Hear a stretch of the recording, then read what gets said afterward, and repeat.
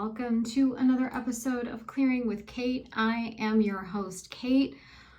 Struggling with a little shoulder arm pain today. Sorry, that was distracting. We're gonna plow through though. We're gonna plow through. So, let's just dive into the charts today. I was gonna do an energy exchange first, but I actually think I'm gonna do charts first today. So yeah, let's go with that. So, I've prepped to work like 5 times this morning because I've just been doing this stuff since early this morning. But we're going to say it again. Spirit and the collective and I are one. We work together as a team. What clears me clears you. What heals you heals me. It all goes around in this big, beautiful circle. Lately, I've been thinking about the fact that the whole universe operates off of energy. And what a remarkable and amazing thing it is that we just kind of are this like singular, insulated, energetic system. Like, you don't have to plug us into a wall. We don't have to have, we don't need to burn coal or... I smelled something burning. It was my flowers. We don't have to... burn coal or use fossil fuels to keep us going, right? Like we are somehow sustained by the life force in water, the life force in the calories that we consume, and just frankly out of nothing we keep these energetic bodies going, and it's divine and it's beautiful. And I do think that the important thing for us to remember as a collective is that, first of all, we do contribute. Our energy contributes to the whole energy of the universe, and the energy of the universe contributes to us, so it is a symbiotic relationship. 2, because of that, the energy that you bring to the table does matter. If you want to have your home environment be an environment of stress and chaos and pain, anxiety, whatever energy you want to name right now, you can do that by what you bring to the table. And if you want your home environment to be one of peace and safety, of creativity, of joy, of laughter, you can have that. You can bring that to the table. And for anybody who might be sitting right now thinking, oh, well, you don't know this person I have in my atmosphere, though. You don't know this person I have in my energy, in my home environment. And I would say to you, get yourself out. Leave right now. Get yourself out. Phone a friend. If you don't have the financial ability or the security to be able to do that, to live on your own, phone a friend.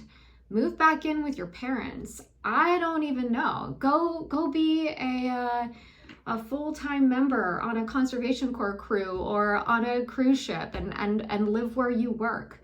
But anything, I guess, would be better than what you may be experiencing right now. And I don't know who I am being called to say this to. This was not my intended plan for today, but I'm being called to say it, and so I'm going to go with it.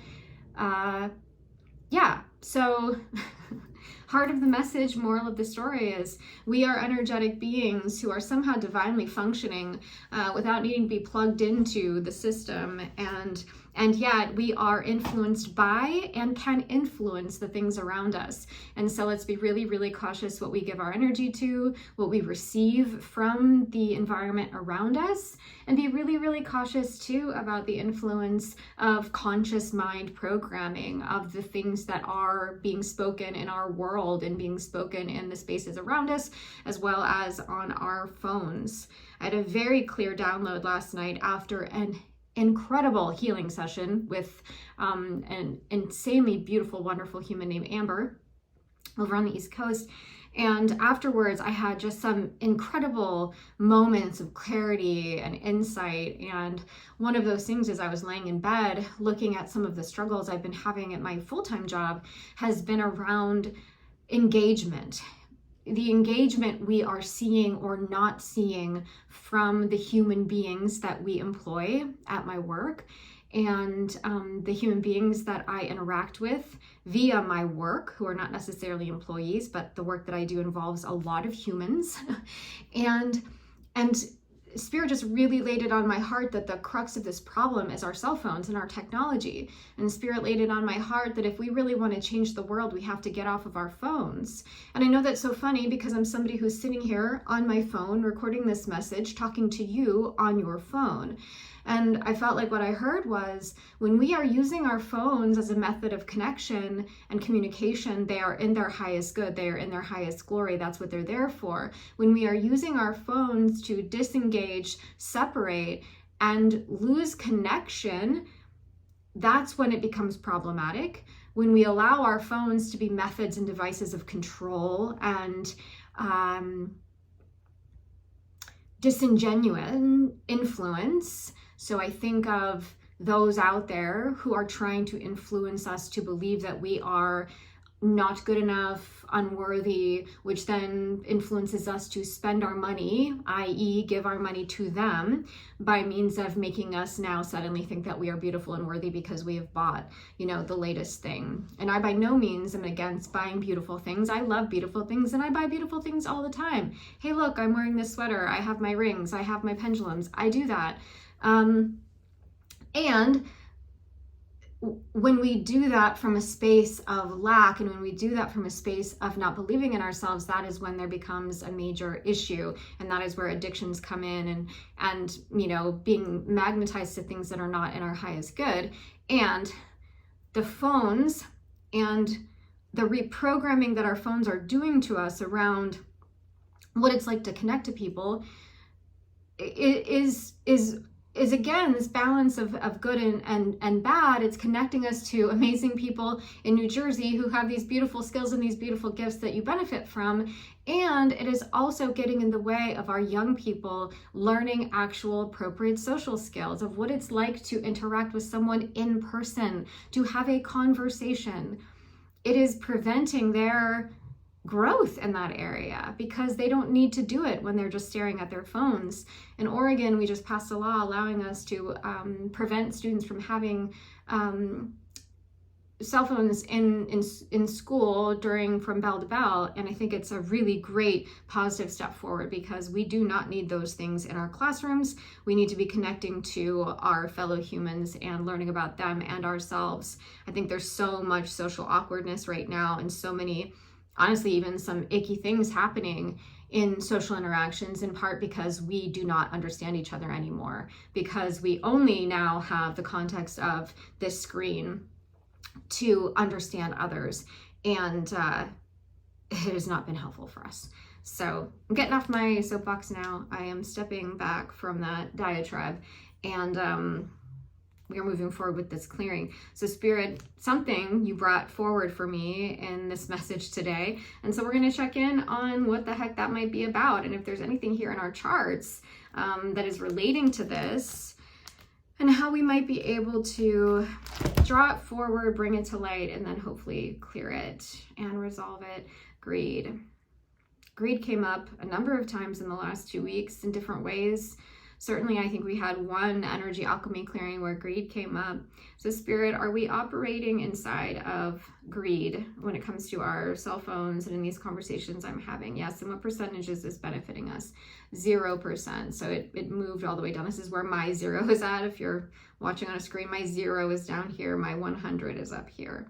So when it was at 0, it was like boop, boop, boop, boop, boop. And then for 100, it's up the other way. So yeah, I mean, what can we do to neutralize this greed? What can we do, Spirit, to help us neutralize this greed?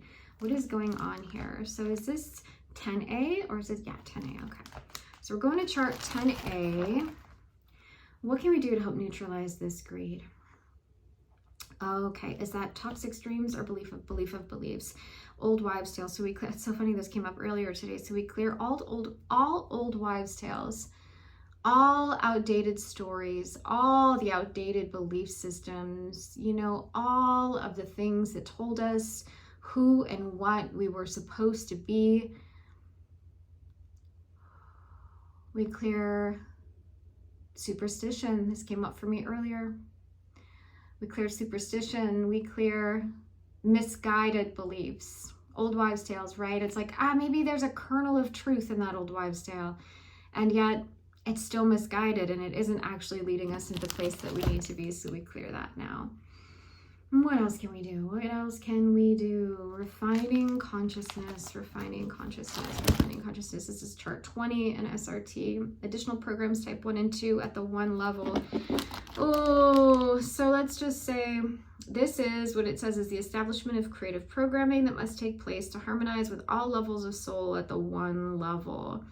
Are these type 1 and 2 programs in our highest good? Yeah, so these are saying this is in our highest good. So Spirit, I ask you to elevate our type 1 and type 2 programs, resolving, releasing, and restoring them, removing anything that has the vibe of the old wives' tale, and just guiding us directly into truth, guiding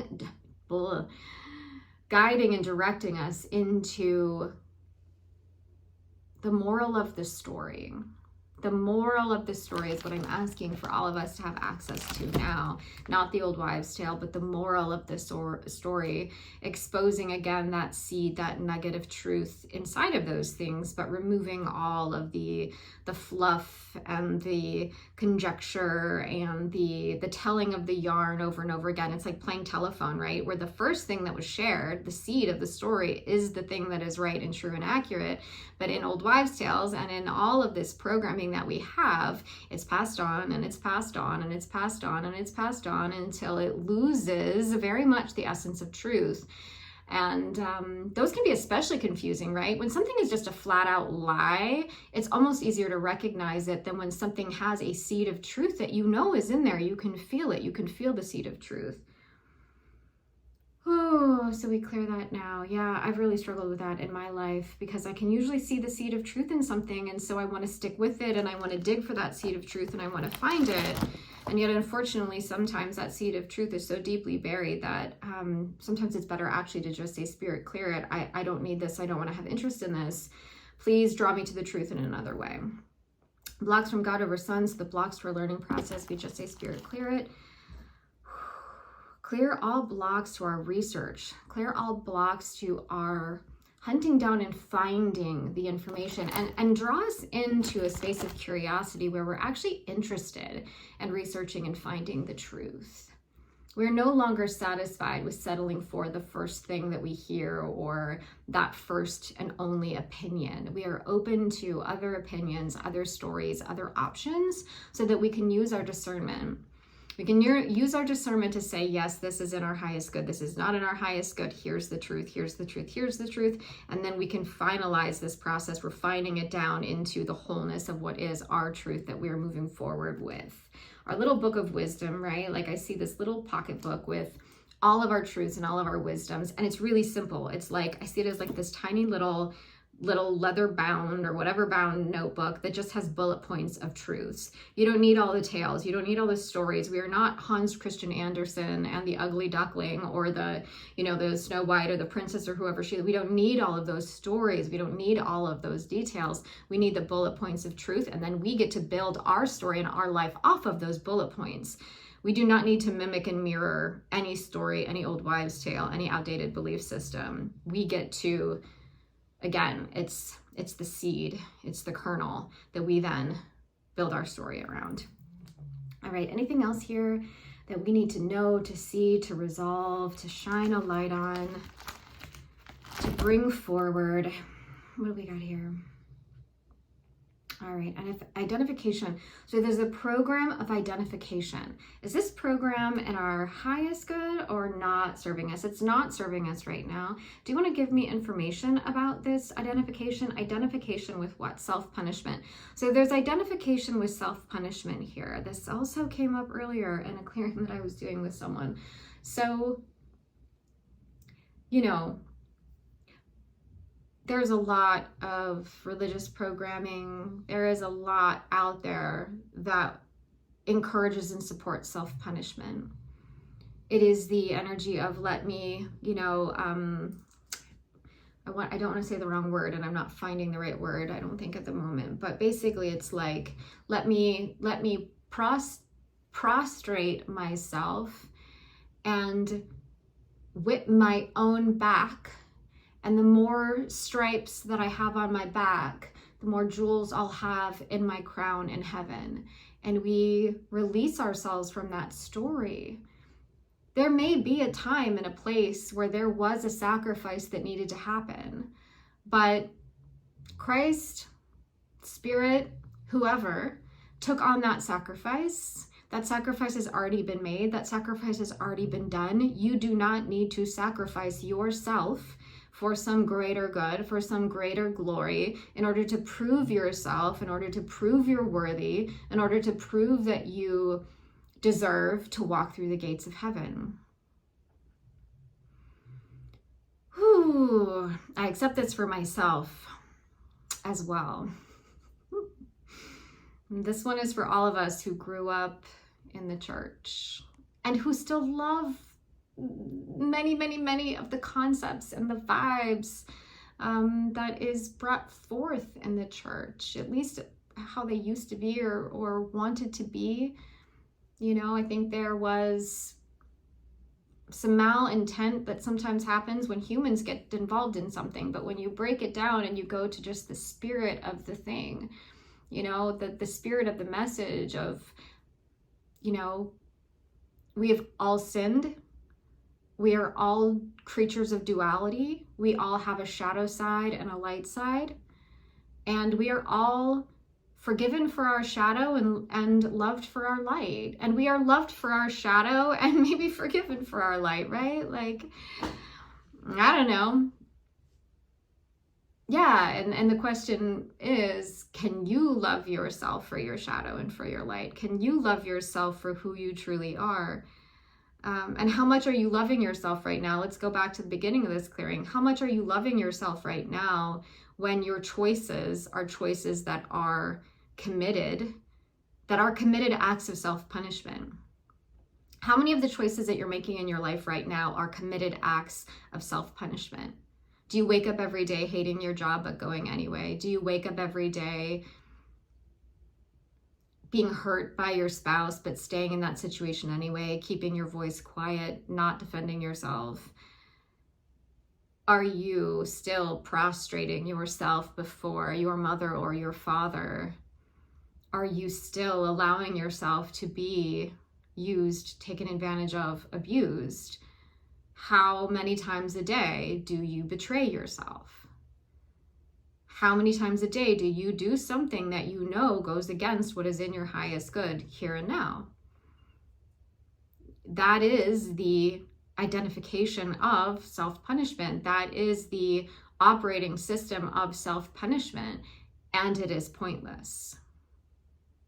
Especially past a certain time in your life. There may be a period of time in your life where that is beneficial, and I would say once that time has come to a close, then we need to walk away from it. So that's what we're asking. That's what we're saying. And again, my pendulum spinning is my prayer. We're just asking for this to be cleared now. Okay. Whew, it's a lot of stuff today. Anything else we can do here? We're going back to chart 5. Chart 5 has got all kinds of intents on it. This is where greed came up earlier. So when I said greed earlier, it was from chart 5. So we clear, educate, and release any discarnates that are still with us from past lives. Anything from a past life that is no longer embodied, but we still carry the energy of. We ask for that to be cleared now. Whole washed and purified in the light of source. All right. 22, the new one universe. This is looping spirit. We dissolve the constructs of the according to looping. Release ourselves now to walk in a straight and forward path. Fall of consciousness, chart 14. Misuse of life meaning. We are not awake to the true nature of life. We have misunderstandings. We have misguided misinformation. We have been misled. We accept that we have been misled. We allow ourselves to be the leaders that we know we need to be in our own lives and in the lives of others. And we accept the times when we need to be a follower and quiet our own inner programming and our own inner voices that are not operating in our highest good. We open ourselves up to listening to those who are here to give us advice and feedback, those that are here brought into our lives to trigger us, to change, to transform. The instigators You have an instigator in your life right now, let them do their thing in your life because they are a gift. Instigators are gifts, and they can be painful, and they can be hard, and it can be embarrassing, and it can be challenging and difficult, and yet they have the most important role, and sometimes they are not appreciated and they are not understood. So if you have a Scorpio in your life, it's probably them.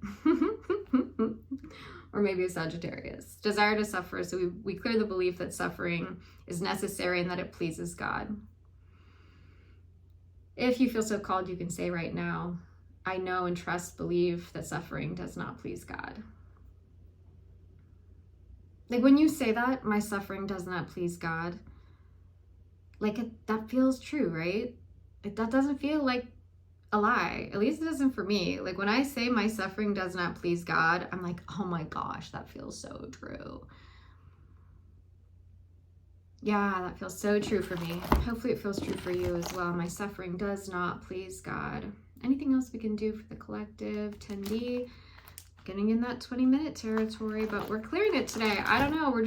I'm doing what I'm led to do today, which is sometimes hard for me because I like to take control, and I'm cautious about what I'm sharing on the internet, but we're going to do it. Etheric body is out of balance, so we're asking for all of our etheric bodies to be brought into balance. What is the root of this imbalance? Is there anything in particular you want to show us about the root of this imbalance?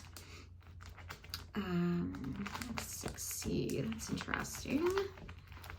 Interesting. What is the root of our etheric body being out of balance? Emotional instability. So we're calling upon the strength of the moon, no matter what cycle she may be in.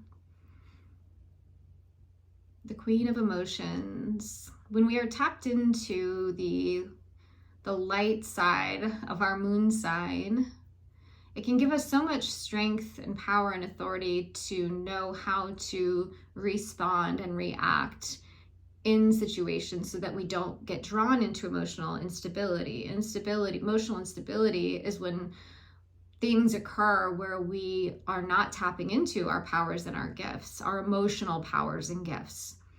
All of us have them. If you want to learn more about yours, research your moon sign. It can tell you a lot about where you are able to shine and how you process things, how you function in the world. And then you can kind of tap into that and use it in your best advantage. That's what I like about astrology, is it really does help me understand how to use my qualities to their best advantage. Do they have their dark side? Yes. Do they have their shadow side? Yes, which is why we learn about them, so that we can override that shadow and deal with that shadow, integrate that shadow, and instead, use the best bits of each of the signs and placements. Again, looping is coming up, and I'm just asking for help. I am really struggling lately with clearing looping. It just wants to keep coming back over and over and over again in my clearings. And so I'm just calling on all of the healers, all of the masters, the Council of Seven, forces of light, guardian angels to help us clear this looping, break us free. And I think that's what's happening right now. To me, it almost feels like it gets worse right before it's about to get better. And that is what this feels like with looping, because we're just becoming so aware of what's going on. We're becoming so aware of the truth. We're becoming so aware of the ways in which we've been brainwashed and controlled. That looping is it's trying its hardest to give its last ditch effort in controlling us and keeping us stuck. And we are about to break free from that, where looping will never come up again. And I'm just claiming that to be so. Whoo, did we clear that? No, but are we clearing that? Yes. Okay. So it's the work is coming. The work is happening. We just have to kind of cope with it right now. All right. So chart 20. Again, imbalance of the etheric body at the one level. Does this still need to be researched and cleared? No. Are you confirming that it has been done? Yes. Okay, great. Thank you so much. We just got confirmation that our etheric body is back into balanced. And for those that don't feel it yet, trust and know that it is coming. Hopefully you'll be feeling a lot better in this next day or so. We're clearing martyr archetype. This came up earlier too. We clear the martyr archetype. We clear all of us from any benefit we have ever received from being or identifying as martyrs. We now ask that benefit be cleared to zero, and that we wake up to the fact that martyrdom does not serve us, victimhood does not serve us. We are blessed. We are blessed human beings who can now really rev up. What archetype are we really revving up in the place of our martyr archetype? The Avenger. We are the Avengers. Think about whatever that may mean to you. I'm sure all of you have different things. There's symbolism and there's cultural reference with that term, but I want you to think about what that might mean to you. Which Avenger do you want to be? What wound are you avenging? What assault are you avenging? What trauma are you avenging by just getting rid of being the martyr, and you're now like owning it like the boss bitch that you are. You are owning that trauma. You are owning that victimhood, and are just like, no, I am the hero of this story, not the victim of this story. And I now have all of these insane superpowers that are brought on by this trauma and by this story. We are not victims anymore. If you want to say, yes, so be it, so it is, amen, I encourage you to do that now, no matter how cheesy it may seem, because it matters. Final assurance. Clear charts 10A through 32. Clear the chart written, unwritten, and clear all hidden souls. I'm going to wrap this up. We're almost at the 30-minute mark, and then I am going to do an energy exchange, so I'm going to leave time for that. Okay. Awareness. We call in the energy, the power, the conscious programming of awareness. We call in our ability to respond, our respondability. We call in our tolerance, our abundance, our truthfulness, our cleanliness, our abundance again, our worthiness, our joy and our caring, our joy again. Thank you, Spirit, for all of those fantastic replacement energies, especially those that we've gotten to. We just say, it is so, it is so. We're doing 100% of 100% a mop up. Thank you all for watching. I know this was a lot, but there is something in my heart that says that there is someone that needed to hear at least part of it. All right, I hope you all have a fantastic rest of your day and your week. I hope that you are enjoying this time where the seasons are changing and the Scorpio is rising. And we will see you next time on another episode of Clearing with Kate.